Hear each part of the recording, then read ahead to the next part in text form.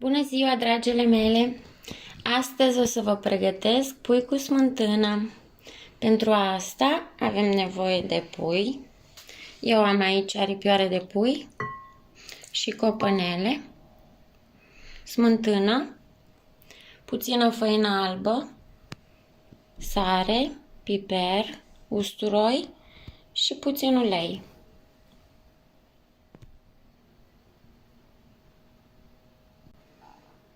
Primul pas este să trecem cărnița prin făină.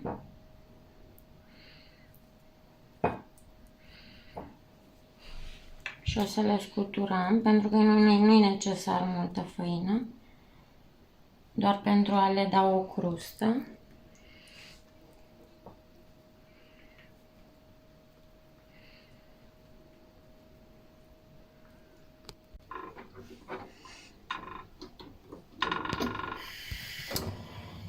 Acum o să punem tigaia la încălzit.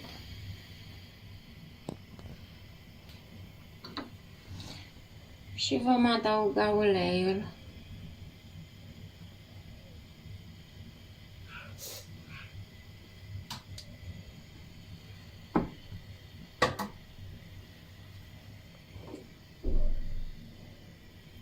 Așteptăm să se încălzească.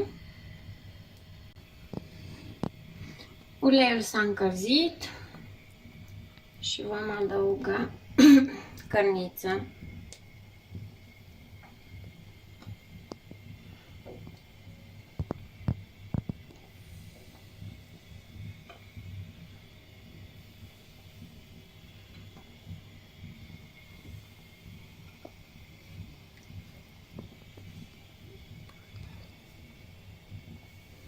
Și așteptăm să se facă.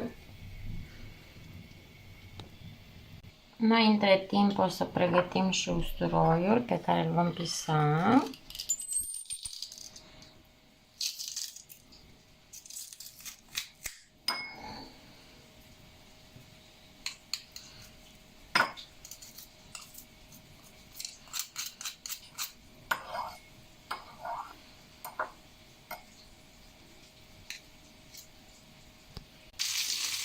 Acum o să le întoarcem.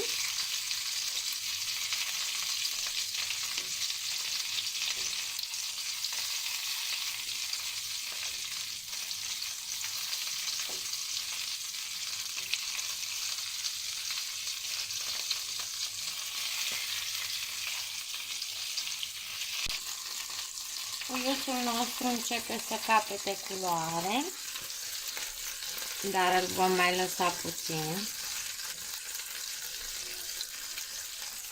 să se rumenească mai bine. Acum o să micșorăm un pic focul, pentru că vom adăuga smântâna.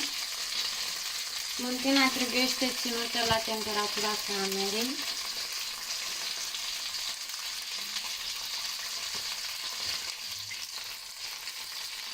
Perfect. Acum o să adăugăm încet smântână.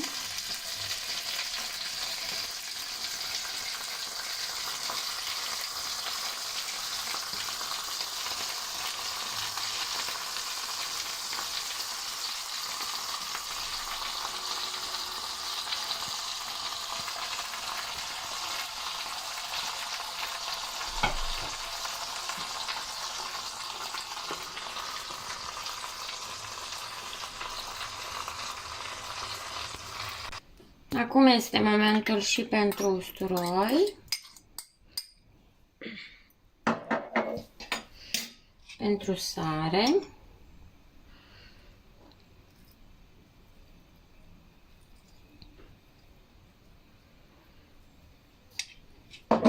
și pentru piper.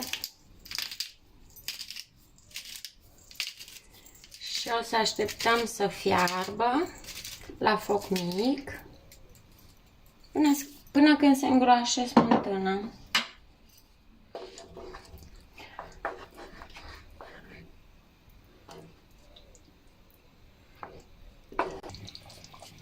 Puiul nostru cu smântâna fierbe.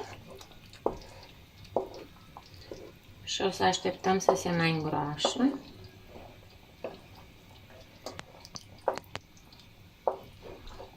Sunt multe moduri de a face pui cu smântână, dar eu l-am ales pe acesta.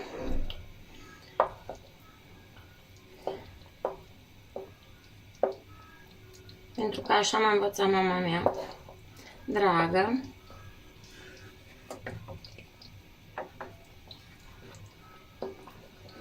Bun, așteptăm să fiarbă bine.